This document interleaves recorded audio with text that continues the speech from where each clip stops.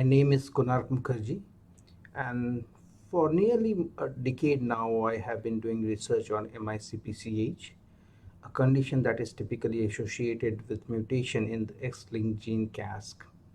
Now, everyone's life has watershed movement, and my research life has actually two watershed moments. The first one was a telephone call by analysts way back, I believe it was 2014 or 15. And talking to her, I remember the emotion in her voice, and I realized that our basic research may not be as fulfilling as we imagine it to be. While it could give us research papers, it might not be solving important questions. The second watershed moment came on this day of Tristian, when I got a telephone call from Dr. Tristian, who was the geneticist, clinical geneticist who was looking after Tristian. And I got this telephone call just at the beginning, I would say, of the lockdown that was due to COVID-19. And I felt paralyzed by two overwhelming sense of emotion. Dr. Christian told me that Tristian's parents have decided to donate his body for research. Even today, this is almost unheard of. So I was not quite prepared to hear it, and I did not know how to react. My unpreparedness was not because of lack of my training, but it's something that I had never done in my life in academic research. I did not know what to do. The second emotion was of an overwhelming sense of gratitude to somebody who is willing to make this gesture. I did not know, as I said, what to do, so we talked, and it was decided that a very able pathologist, Dr. Julia Higgett, will do an autopsy on Tristian.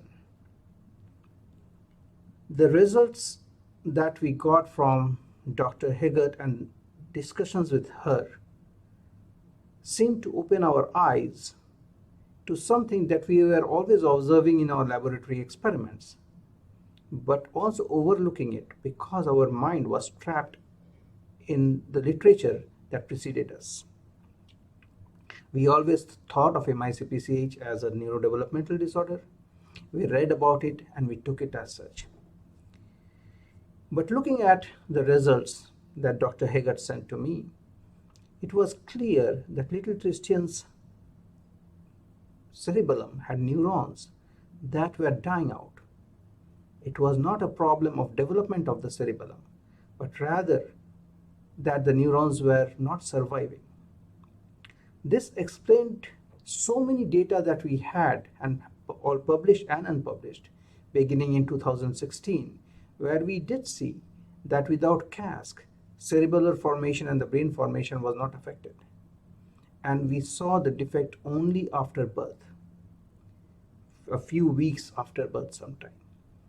So we immediately got to ask more questions to ourselves. Can we then use this gene to produce a degenerative disorder in mice? If we could do that, then we will have a firm evidence that what we are looking at is really a degeneration and not development.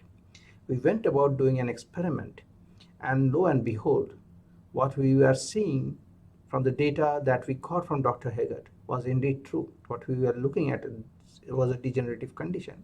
The degeneration, of course, as we predicted, begins before birth, and we had predicted it begins in the third trimester.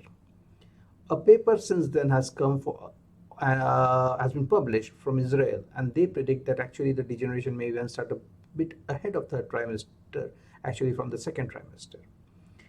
So at least what we were observing, what we learned from this study seems to get reproduced by other groups. Without this gesture from Tristian's parents, we would still be ignorant.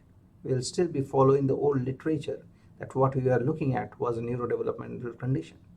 We would not have thought of it as a degenerative condition as we do now. The question is, does that make us hopeful?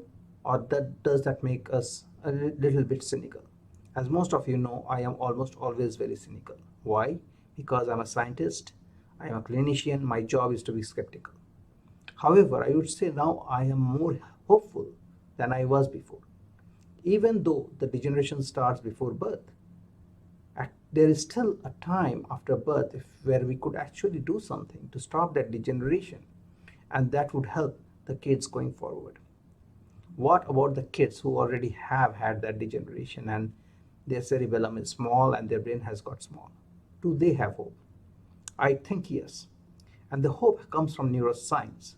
The hope comes from neuroscience because we know that by stimulating different parts of brain directly in today's world using different methodologies, we could alter the functioning of the brain. And if we could do that in a typical brain, we should be able to do it in an atypical brain. So with that sense of promise, I send you this video, and I also remain indebted to this amazing gesture that was made, that changed our mind and that increased our knowledge in MICPCH.